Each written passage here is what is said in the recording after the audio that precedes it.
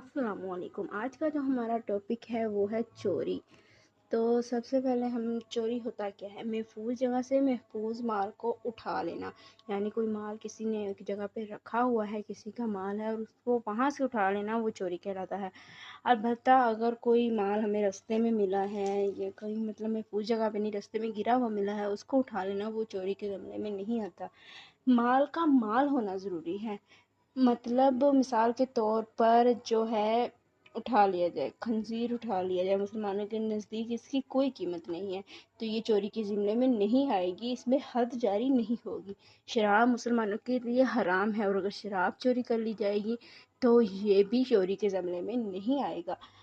تو کافر کا مال اگر مسلمان نے چرایا ہے تو اس پہ حد جاری نہیں ہوگی۔ کافر کا مال مسلمان لے سکتا ہے کیونکہ کافر اس کو غلط کاموں میں لگائے گا تو وہ چوری کے زمرے میں نہیں آئے گا۔